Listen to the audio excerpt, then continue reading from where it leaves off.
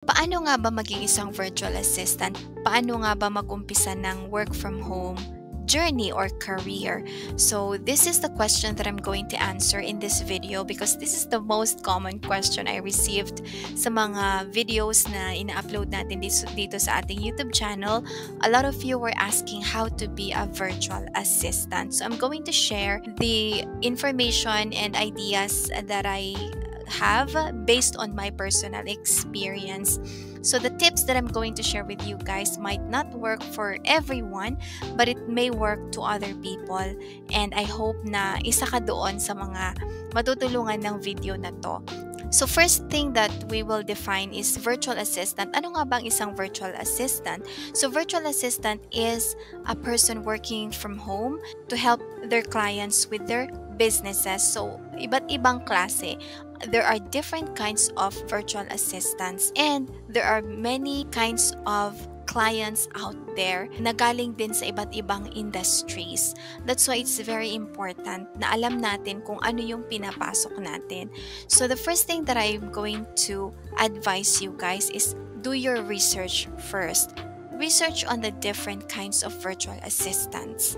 There are many different kinds of virtual assistants, so it's better if you research about them and then check kung ano yung mga skills mo na related doon sa mga virtual assistant na mariresearch mo. Ano ba yung current job mo? Ano ba yung mga hobbies mo?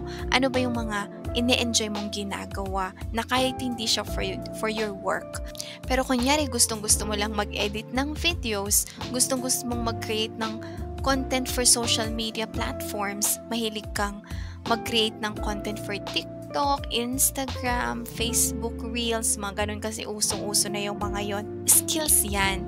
At saka very in demand yung mga ganyang skills ngayon. Or di kaya kunyari, may experience ka sa accounting, sa bookkeeping, mga ganun. Pwedeng-pwede ka rin maging isang bookkeeper.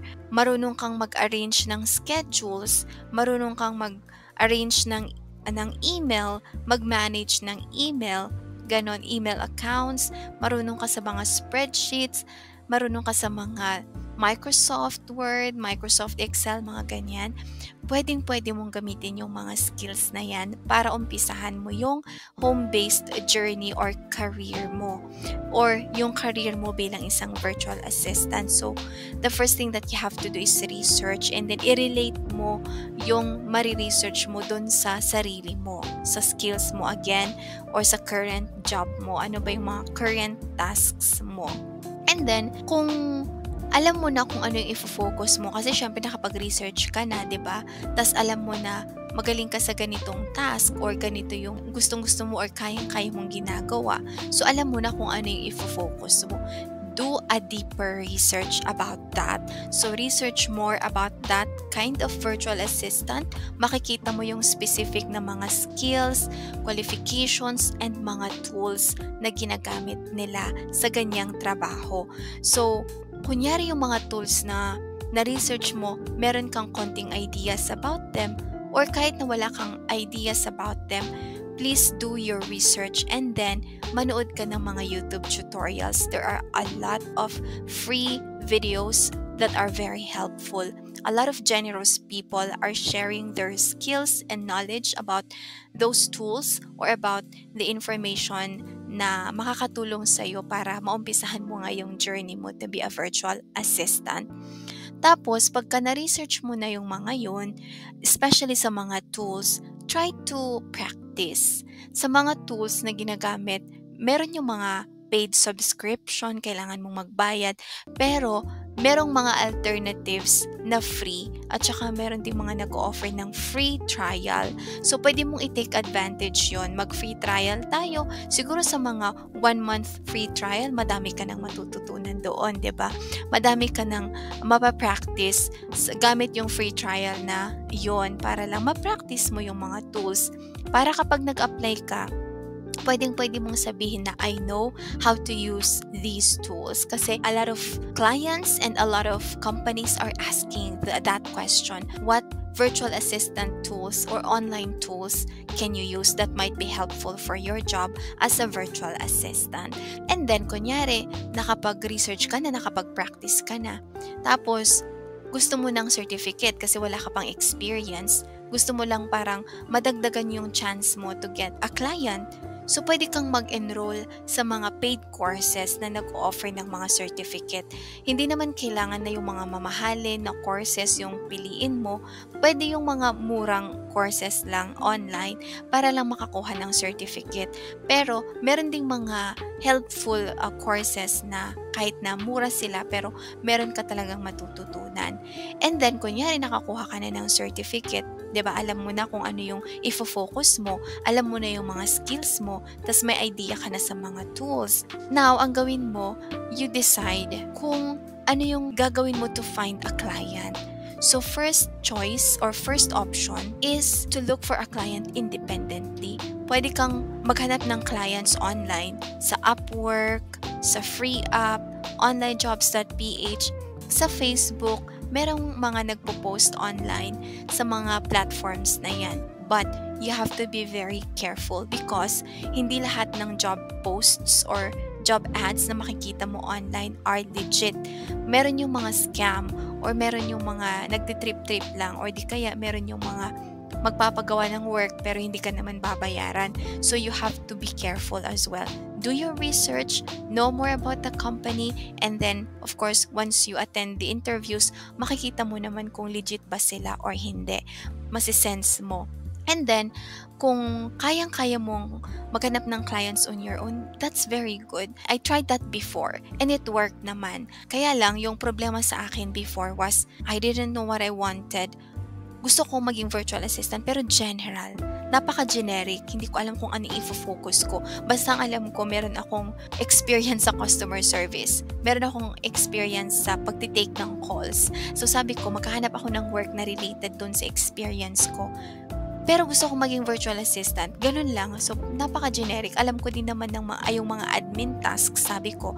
Pero, while I was looking for clients, apply lang ako ng apply sa mga job positions or job posts na nakikita ko. Pero, pagdating na sa interview, hindi na ako makasagot kasi pag tinatanong nila ano yung skills mo, ano yung related dito na kaya mong gawin, di ko na alam kasi hindi nga ako nag-research. Basta sabi ko gusto ko lang maging virtual assistant. So, nakakuha naman ako ng client before. Related siya sa calls kasi nga meron akong experience sa BPO. So, yun yung hinanap ko. Luckily naman, I passed the interview and then I worked for that client. Pero hindi pa rin yun yung gusto ko. Sabi ko, hindi ganitong virtual assistant yung gusto ko. Ayoko na nang mag-take ng calls, sabi ko sa sarili ko. So, nag-research ulit ako. Pwede palang maging isang content creator, social media manager. So, hindi ko alam yung mga yun beforehand. Nung nalaman ko na may mga different kinds of virtual assistants nga, I did some research. So, nakapag-work naman ako as a content creator sa isang company na nag-create ng mga Facebook posts and Instagram posts for different kinds of clients. So, that's what I tried. So, sabi ko na-enjoy ko tong work na to. And then, sabi ko kulang pa rin ako sa skills. Hindi ako happy kasi kulang ako sa skills. Nag-enroll na din ako sa mga courses online pero yun nga, generic lang sila. General virtual assistant. So, hindi siya specific dun sa skills na gusto ko talaga. And then, another option kasi to look for a client is to apply for VA agencies. So, yun yung isang ginawa ko. And that helped me because the company helped me to determine and to finalize kung ano ba talaga yung gusto kong i-focus. So, I finally understood myself that I want to be a social media manager and a content creator because I love editing videos, I love graphic designing, and then I love managing social media accounts. So, yun yung parang na-realize ko nung nag-apply ako sa isang agency. Tapos, nag-training kami. Tapos, nagkaroon ako ng clients and then na-enjoy ko sila. So, sabi ko, ito pala yung gusto kong gawin. So, maganda din naman na mag-apply sa virtual assistant agencies. Pero kung alam mo na yung gusto mong i-focus, alam mo na yung mga skills na dapat mong i-enhance, tas may idea ka na kung paano magtrabaho as a virtual assistant kasi nga nag-research ka na, I would recommend you to look for a client independently. Pwede kang maghanap online. And then another important thing that you have to do is to prepare your equipment, okay? Hindi pwede na mag-a-apply kang virtual assistant tas wala kang laptop. Pwedeng manghiram pwedeng-pwede, okay lang yan. Hindi pwedeng wala, hindi pwedeng mag-a-apply ka na tatanungin mo, pwede ba siya phone? Pwede ba siya sa tablet? No. Kailangan mo ng laptop if you want to be a virtual assistant kasi hindi ka makakapag-work ng maayos if you're going to use your phone or your tablet. So you have to have a laptop or a desktop. Most of the companies now are looking for higher specs ng mga computers. So if you're planning to buy a computer, please try to look for the higher processor tsaka bigger storage. Yung RAM, dapat 6GB and above siya. Tapos yung processor is i5 or above kasi most of the companies now are looking for those computer specifications. Kailangan nila yan kasi nga yung mga tasks mo sa virtual assistant kailangan din ng mas mataas nga na processor para maging mas efficient tayo. So prepare your laptop, your headset. This is so important because you will be using it for your interviews as well. Kahit na hindi mo siya gagamitin sa work mo, pero magagamit mo siya sa interviews mo. Again, pwedeng manghiram. When I started my online job, I didn't have a laptop and I didn't have a headset. And then I didn't even have an internet connection. Pero nang hiram ako ng laptop ng friend ko, I started ng ganun. Eventually, nung sumahod na ako dun sa first online job ko, naghulugan na ako dun sa home credit. Kasi di ba pag magko-home credit ka, kailangan pa rin ng down payment. Sa headset naman, meron yung company na CDR King. I'm not sure if you know that. Pero they were selling cheap electronics na pwede mong gamitin din. So, I bought a headset worth 75 pesos pero hindi siya noise cancelling. Pero tiniis ko yon kasi nga wala akong pambili. Until na sumahod ako, tsaka na ako nag-upgrade ng headset na may noise cancelling feature siya. So, ganun, you have to prepare your equipment as well. And then, make sure na ready ka sa interviews. Ang daming interviews na mapagdadaanan. Hindi lang iisa. Lucky ka kung first interview mo pa lang is nakuha ka na kaagad. Pero practice the way we speak. Kahit na hindi natin siya magagamit sa trabaho, pero sa interview, we have to express ourselves fluently and smoothly. Hindi naman kailangan na super magaling ka sa pag-English, pero dapat alam mo how to sell yourself using the English language. Why? Because for virtual assistants, most of the clients are from abroad. Medyo madalang lang yung nandito sa Philippines. Kahit naman nandito sa Philippines yung client mo, kahit Pilipino yan, they will still interview you using the English language. So we have to practice how to express ourselves, how to answer interview questions using the English language. I know a lot of people are also sharing tips on how to be a virtual assistant sa YouTube channels nila, pero hindi mo naman kailangan ng napaka-complicated na process. No, don't complicate it for yourself.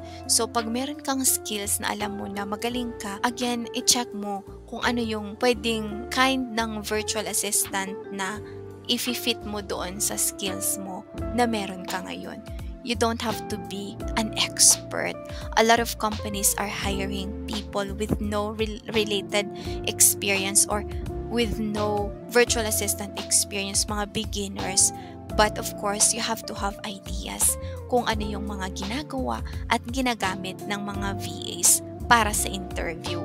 Kasi sa training naman, of course, dun mo matututunan yung mga dapat mong gawin, ano ba yung work mo. Hindi kailangan na expert ka kaagad. It's not easy, it's hard, pero let's not make it harder by making ourselves confused by a lot of information na nakukuha natin online.